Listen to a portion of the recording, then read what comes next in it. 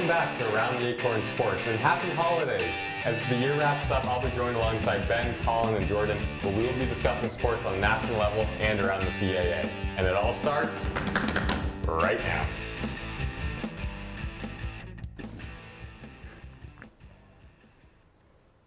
Starting us off on the national level, we'll be headed to the baseball diamond, where there has been a lot of signings so far and more to come this offseason.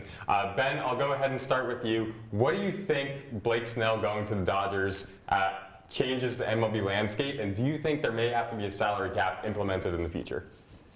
I think it's just Dodgers might three-peat. I know they just won one, but I mean, they have, what, 6 or 5 $100 million plus contracts? Like you have Ohtani, Yamamoto, Freddie Freeman, and now Blake Snell, and Mookie Betts also. I'm like, that team's unstoppable. And also, like, I think Oakland A's is an $89 million cap. They have 5 players over that. There definitely needs to be a salary cap to make it more fair. But if you're looking at it from a Dodgers fan, you're hyped because this is like going to be one of the best seasons ever. As long as they don't get hurt, they're going to do amazing this year. I think, simply speaking, salary cap is definitely necessary. I mean, the Dodgers are going to have to cut a lot of money, a check with maybe $1 billion at some point, with players, at least 5 of them being paid at least $100 million. Blake Snell, he's a big pitcher. If he plays well, that team's going far, as long as they don't choke like they did in the past. Yeah, I mean, the best team in the MLB gets even better. And I definitely think a salary cap should be implemented, because what happens is these big market teams consistently outbid the smaller market teams, and I think something needs to be done to try to help that. Yeah, it's definitely going to be interesting to see. I'll go ahead and give that point to Colin. I thought you had some good reasonings for why salary cap is necessary in baseball. But we'll go ahead and go to the college football field, where there's been a lot of news as of late, and as this playoff race heats up. We saw a great rivalry week. However, there was lots of emotions flaring and flag planting. Is that something that you guys enjoyed? Do you think it's good for the sport, or do you think it went a little bit too far and maybe the NCAA needs to put some regulations so that we don't see that happen again? Ben, I'll start with you once again. I mean, I loved it. I'm a Carolina fan. Carolina lost. I love seeing J.J. Jones absolutely chuck the state flag like a javelin. That was amazing. But then again, also, you lose your rivalry game. Like, Baker Mayfield started it when he planted the flag in 2018 in Oklahoma. I mean, you have to be okay with losing. When you didn't fight, you're fighting more post-game than you did in the game. Like, the Ohio State-Michigan thing is insane. Ohio State's favored by 21.5, I'm pretty sure. They go in and they lose to Michigan, who's unranked. And it's just like, you have to be okay with, you lost, you didn't put up your performance. They're going to plant their flag. It's a rivalry game. You would have done the exact same thing if it was the other way around. I just think I love it. I think the NCAA will do something about it, put out more suspensions, fines, even because of NIL now. But I definitely think it's something that I love to see, and it's a good for the college football emotion-wise, but the NCAA will do something about it. Yeah, I'm an Ohio State fan, and watching that was pretty brutal. And I mean, if you lose to a team like that, you should not really be going out there and fighting them and all that stuff. I thought with Arizona State, like throwing their pitchfork on the middle of the field was pretty cool. But teams like Florida State, come on, you guys won 2 games this year. You should not be fighting over this. But I think next year it's going to be huge with all the rivalries, because now the other team plays away. And if they win, they're going to go right there and plant their flag there. Even more controversy, more fun for fans. Jordan? Yeah, I definitely think it's good for college football, especially in this era of like transfers where you have like a Miami player transferring to Florida State and vice versa, Carolina Duke. I think any of it having like that added impact on the rivalry of, oh, if we win, we're gonna like mark our territory, on your stadium. And I think it adds fuel to the fire for not just the team that won to be able to celebrate that way, but also the team the next year. They're gonna remember that next year, and they're gonna play even harder. I think what needs to be controlled are the brawls. That is unacceptable. Yeah, I think there's definitely a line, but it's something that you don't really see in professional sports. I think it does add a flair to the game of college football and why it's been so popular. I'll go ahead and give that point to Ben. I liked your reason where if you want to stop him, just beat him on the field. But I have more to talk about with college football. Championship games start tonight, and there's going to be a lot of implications where the playoff seeding shakes out. So we'll start with Colin this time. Who do you think grabs those last couple of spots in the recently expanded 12-team playoff? Alrighty, so for the final 12th spot, we got 4 teams: South Carolina, Miami, Ole Miss, and Alabama. Now, to go with South Carolina, the SEC admitted they got the call wrong when they played against LSU, and to be fair, they would be 10-2 at this point, where they should make the playoff, but they lost to Ole Miss, they lost to Alabama. They really shouldn't make it. I understand they're on a 6-game win streak, but sometimes you just gotta beat the teams that you're competing with. For Alabama's sake, they lost to Vanderbilt, who lost to Georgia State. Georgia State. Why? They're going to get the spot at the end of the day because they're going to make money off of them. But Georgia State is horrible. They also lost to Oklahoma, who has been awful this year. It's just a horrible loss. I understand they beat Georgia, but like, come on now. I think it really should go down to Ole Miss, Miami. I understand Miami hasn't played the best schedule, but Syracuse and Georgia Tech are not bad teams. Georgia Tech just almost beat Georgia. Who says Georgia Tech can't compete with Alabama? I think if they were to go with an SEC team with the bias they have, Ole Miss should be their choice. I understand they lost to Florida, but Florida has been a very good team as of recent, and they killed Georgia more than Alabama. Jordan? Yeah, I agree that it is between those 4 teams, and I would give it to Alabama, but I think Alabama deserves it. I think if you look at all 4 of those teams, I think Alabama is the best out of those 4. I mean, they beat Ole Miss and South Carolina in a head-to-head, and Miami's strength of schedule is nowhere near the other 3. So if what you want to do is give the team that has the best shot to knock off one of the best teams in college football in the playoff, I think you have to give it to Bama because I think they have the best shot of knocking off an Oregon, a Ohio State, a Penn State, because they have that record against the other teams that could make it. I mean, no.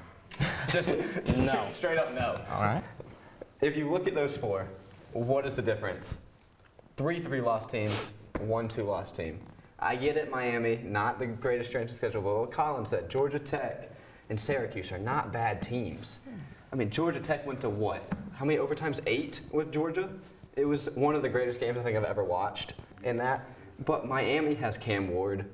I think if you have Cam Ward, who should be a Heisman finalist in my opinion. I know it's probably going to go to one of the other 2, but Cam Ward should be that 3rd Heisman finalist.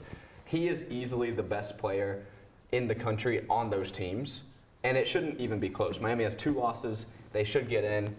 And Bama, I mean, Vanderbilt, bro. Like, that's insane. Ole Miss, Jackson Dart is not good. He threw 3 interceptions in the span of 30 seconds in the loss versus Florida, I'm pretty sure. And I just think it should be Miami, not even close. I think they're going to give it to Bama because the committee loves Bama. But Make money. yeah, they do like money, but it should go to Miami in my opinion. And to add on here, I think Alabama was struggling against South Florida, who Miami absolutely destroyed. Exactly. Absolutely destroyed. I think the worst part is if SMU loses this weekend, they could kick them out. And, you know, punishing someone for a conference championship game is just not fair. That'd be dumb. Can I say one more thing? Yeah, anything to say? I have a question, you two. If you think Miami played Bama, do you think Miami would win that game? Miami's winning by 14. I think they have a chance. If Miami sure. was in the SEC, I don't know if they'd win more than 8 games. They beat Florida. 8 Florida won and beat games? Ole Miss. I think they win 9. You think they win 9? You think they win 10 in the ACC and 9 in the SEC? Yeah, 100%. Miami is a very good team.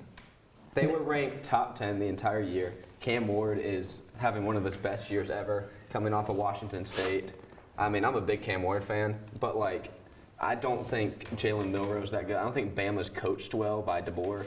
I think him from Saban is very different. I just think Miami would easily win. And I think also they almost lost to South Carolina, even if they beat them. South Carolina went and got an onside kick and almost went and beat them after being down a ton. They almost gave up a 28 to like nothing lead against Georgia. Let's put it like this. That's just Does bad. Miami lose to Vanderbilt? No. They almost lost to California, and they lost to... California is not a horrible team. They're not a Vanderbilt bad. Don't disrespect the ACC. I'm They're a as Carolina bad fan. as I'm we not think. disrespecting the ACC. I think the ACC deserves more credit than it gets, and I agree that Cam Ward probably is one of, if not the best quarterbacks in the country. But I think if you look at Miami's losses and you look at Alabama's wins. I think you see that Alabama just is the better team. But that's what you have to look at. I get strength of schedule. I get it. ACC, but you should not be punished for being in the ACC versus the SEC. You don't get to choose that. That was already preset.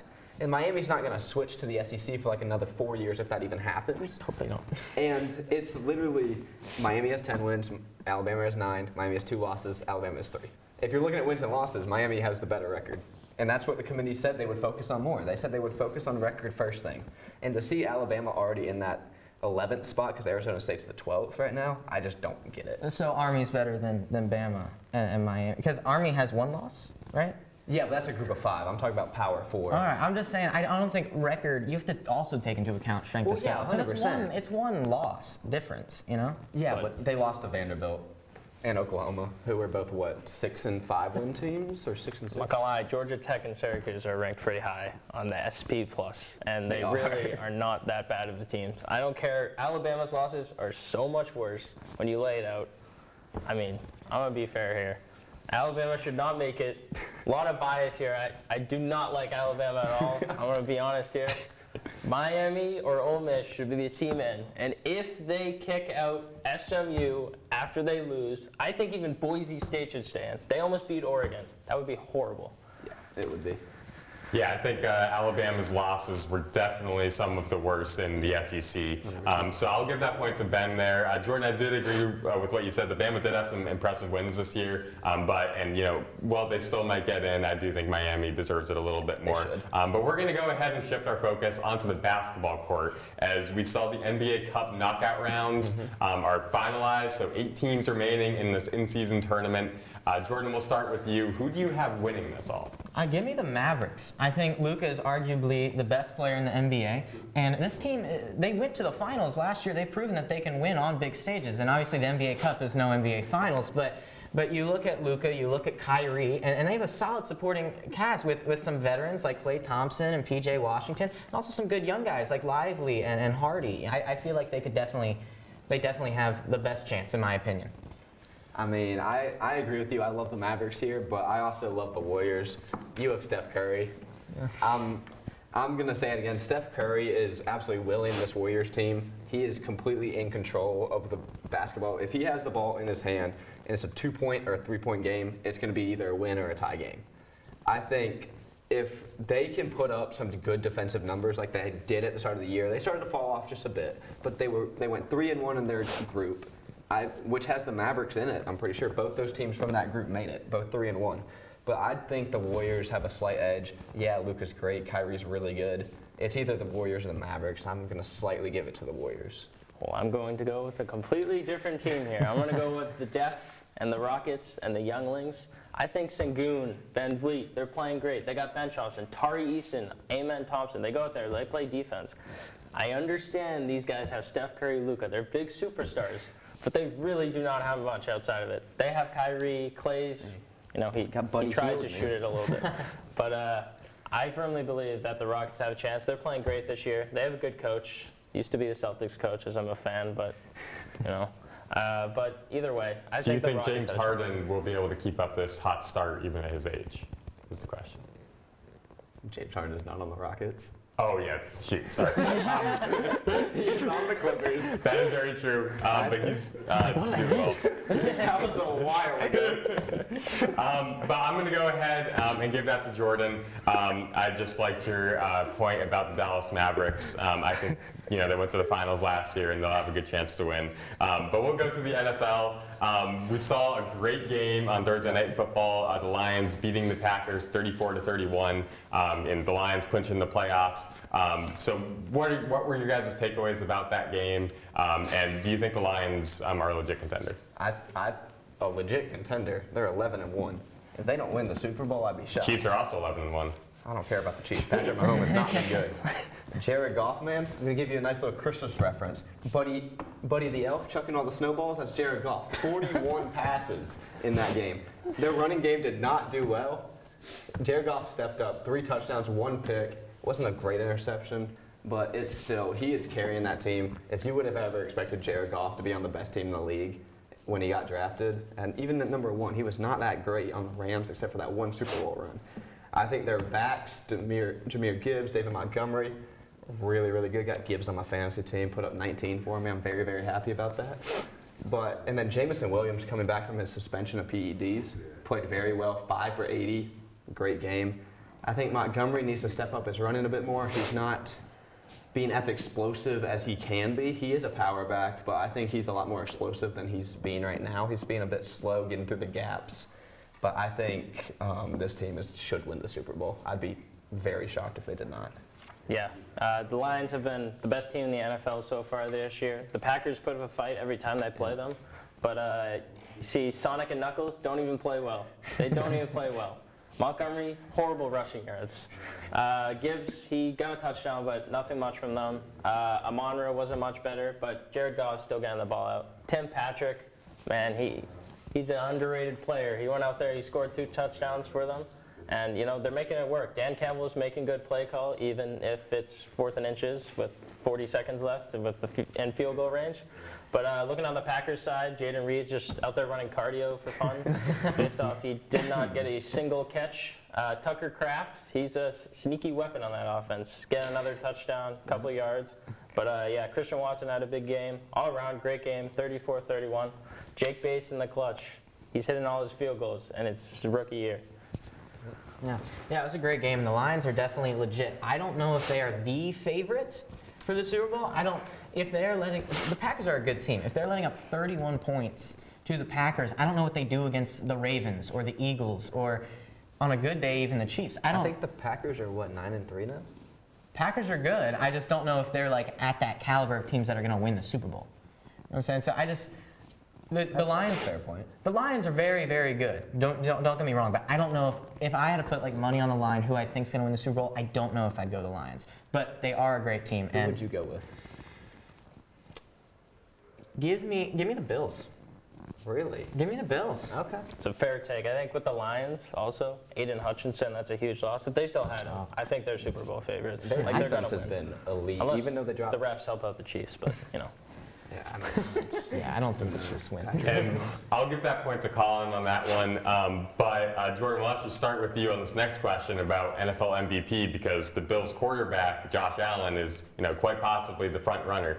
So who do you have winning an NFL MVP? I mean, I think Josh Allen is incredible and might be the best quarterback in the league this season. Give me Saquon. What he's done in his first year, not with the Giants, I mean, I think he has over 1,500 total yards and 13 touchdowns last time I checked. I mean, that's just insane. I think he is the most valuable player in the NFL this season. The Eagles are one of the best teams in the country, and I think, I think Saquon should get this. Should get it. You want to go? Okay. Okay, I'm going to go ahead. Yeah, I go think ahead. Lamar should win back-to-back here. His team has not had record-wise. If you want to go by record, give it to Mahomes, even though he's been horrible. I think Lamar, second in the league in passing yards at 3,300. He is second in the league in passing touchdowns with 29, I'm pretty sure. Only 3 interceptions. You go look at those interceptions off the chest, off the hands, off the helmet, all picked off. I think it's easily Lamar. He's averaging, I think he has 600 yards on the rushing side also. 4 touchdowns, I'm pretty sure, rushing. And I think if that Ravens team makes the playoffs, he should be the MVP. No consensus. I love what Saquon's doing, but I just don't think they're ever going to give it to a running back. I see the argument for Saquon and Lamar, but let's go up north to the snowman himself, Josh Allen. He's out there playing with Khalil Shakir as his best receiver. Stephon Diggs, he left. He went to the Texans. He jumped ship, But Josh Allen's out there. He's playing well. The defense is not very good, I'm going to be honest. The rush defense has been horrible all year, but Allen's still out there. He's playing well. He's thrown only 5 interceptions compared to the 15 he threw last year. And he's 10-2. Only guy to beat the Chiefs. And I think it's simple there. You beat the Chiefs, you should be the MVP. It's really the question if you can go back and beat the Chiefs in the playoffs. Yeah, I think after that last game, Josh Allen really put on a monster performance. I'll give that point to Colin again for the MVP. But we're going to take a little break, and when we come back, we'll be talking about sports around the CAA.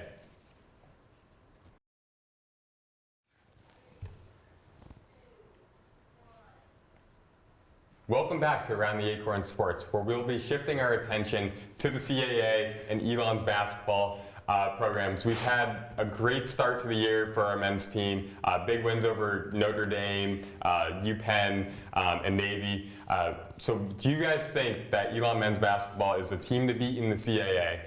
Jordan, we'll go ahead and start with you. I mean, at this point, yes. I mean, things can change in conference play, but yeah, I mean, even their loss to UNC was pretty good. They were up with like 3 minutes to go. 5 minutes left. 5 minutes to go. I mean, I know it's not UNC's best year so far, but I mean, that's still very impressive. And to go into South Bend and beat Notre Dame, yeah, I mean, I don't see how they would struggle against CAA teams while playing UNC close and beating Notre Dame. I mean, at this point in the season, yes, I think they are the favorite in the CAA and the team to beat.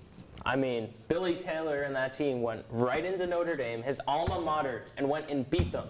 One of their biggest non-conference wins ever. They've won 2 this year, and they hadn't won one in a long time. But this is a big year for Elon basketball. I mean, simply speaking, Charleston is always going to be the favorite. If they can go and beat Charleston, they easily are the team to beat in the CAA.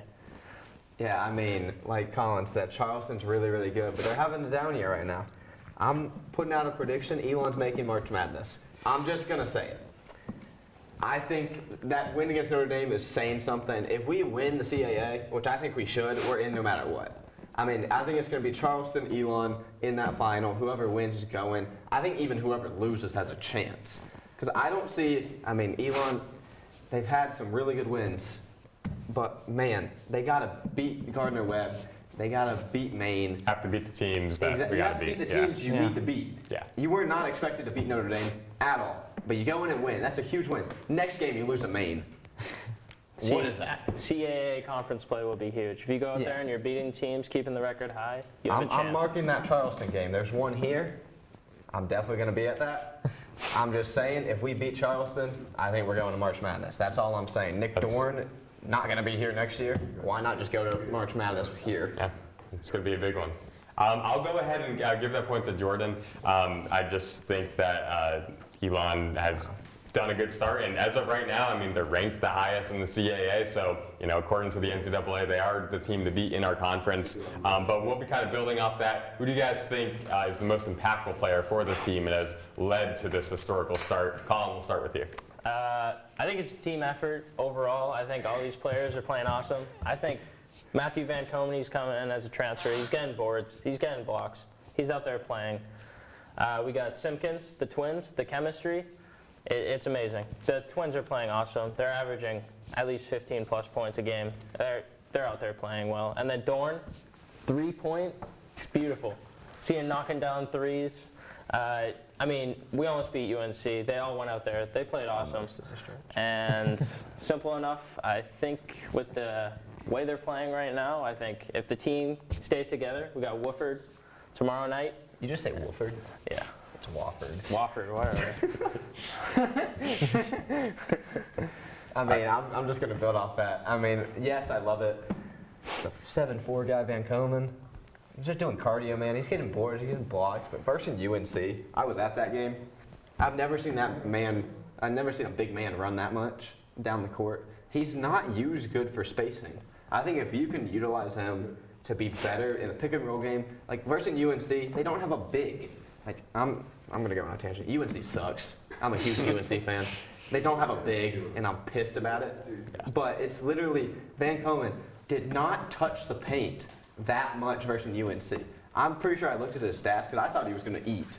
I mean, I thought he was gonna if he played good, Elon probably would have beaten UNC. He needs to get in the paint more. He's too scrawny. You need to put some weight on him.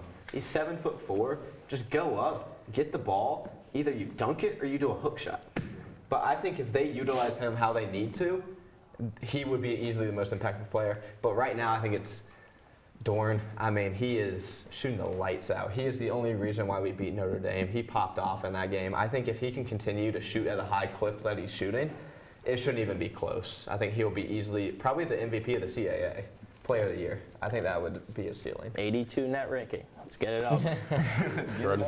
Yeah, I'm going to have to agree. I think Nick Dorn is so impactful to this team. At 15.9 points per game, shooting 41.5% from three. That's elite. And that's insane. And that number, I would think, would only go up. Maybe not the splits, but the number would probably go up in CAA play. Because if that's what he's doing against Notre Dame and Carolina, I mean, you can just imagine what he's going to do against teams in the CAA. I mean, that is just so impressive. And back to what you said, I mean, you made a really good point about the big man. You would think he would have he's 7'4". The tallest guy on UNC is maybe 6'10". Yeah, so it's like, Washington, 6'10". yeah, and he's skinny too. So it's like that's a 6-inch height advantage against the tallest player on UNC. I think he had 6 points versus UNC, and like 4 of them were on free throws. Wow. It's like, shout out for him for hitting his free throws though. 7'4". I mean, that's. you want to talk about free throws? That women's team. I'm just going to pivot to women's real quick. Yeah, go ahead. I'm just going to go ahead. They were 12 for 12 on free throws versus Furman, and we still lost. Yeah. That's nuts. I never knew that teams could hit that free throws and lose. I was always told if you hit your free throws, you're normally going to win the game. Yeah, especially if you're getting double-digit free throws. Yeah, If you hit those, you're probably going to win. But I'll go ahead and give the point to Ben on that one. I think you bring up a good point about utilizing our assets better in men's basketball and how, I think as the season goes on, those are adjustments that we may make and, will only help our standing. So continuing on women's basketball, does Jada Angel have a chance to join what her teammate Raven Preston did a few years ago and win CAA Rookie of the Year? Ben, I'll start with you. I think she definitely has the chance to. She's a guard, averaging 0.7 assists a game. Got to get that number up. I mean, way up. You got to have it at 4 or 5 for you to, I think, be in contention to even be Rookie of the Year. I think the CAA is pretty deep with terms of Rookie of the Year candidates. But I think she's averaging 11. That's really, really good for a rookie. I would take that out of any freshman. 4 boards, really solid for a guard. But averaging a steal, that's really elite also. But you got to get that assist number up. I think if she gets that assist number up to 4 by February, I think that would be easily Rookie of the Year. Yeah, for sure. She has a chance. She's playing great. She's got to keep the momentum going. And like you said, the assist numbers got to go up as a guard. You got to dish that ball to all your players, let them shoot. Trying to be Michael Porter Jr. And with that, overall the team's been great. I think all of them have played well if they, keep the momentum going and beat CAA teams just like the men's team has to do. Both teams could be in contention this year. Yeah. She's had a great start to the year, and talent-wise, 100%. She definitely has a great shot to win it. The only thing I'd be concerned about is that there are players, such as Patterson, that are doing so well and scoring at such a high clip. I'd be concerned if she could get the ball enough to continue these numbers. I mean, I think the spacing on this team is very, very good. I was at the Furman game Wednesday, and their ball movement is really, really good. They did not hit threes at all. You got to hit threes, and I think they shot 18% from 3. You got to get that way up to even be in contention for yeah, exactly. If we're talking about Rookie of the Year, your team still has to do good, and I'm thinking that if they can make more shots, their ball movement was amazing. If you are trying to really condense this game, they should have won by 20. They lose by 6, I think, to Furman late because of free throws and stuff. But, I mean, they should have won that game by so much. They shot 24 threes and made 3. And it's just you got to hit that more. It's like RJ Davis out here. Just bricks. Yeah, hopefully he can turn it on. But forgive me, I misspoke. I meant to say Preston and Anderson, 2 veteran guards on this team that also are going to have the ball a good amount. So I think being behind those 2 guards, it'll be interesting to see if she can get the opportunity to showcase her skills throughout the rest of the year. Yeah, speaking of Anderson, actually, I went to the Kent State game, and she went out there and she played well. I saw her get many steals, a lot of fast breaks. She had 20-plus points. The defense on this team is really good. They're out there playing good defense. They're pressed up on the other team. They're getting steals. If they can play well against other teams like that and hit their free throws and hit their threes, see what happens. Gotta hit the threes. And I'll go ahead and give that point to Colin. It's going to be interesting to see if our women's basketball team can improve, but so far both programs have looked a lot better than they have in years past, so very encouraging to see. But that'll do it for us on this edition of Around the Acorn Sports, and from the entire organization, we wish you happy holidays. But until next semester, whose side are you on? All right, let's see if I can hit this. Give me another. Here we go. Hold on. Y'all are black. Y'all been that black.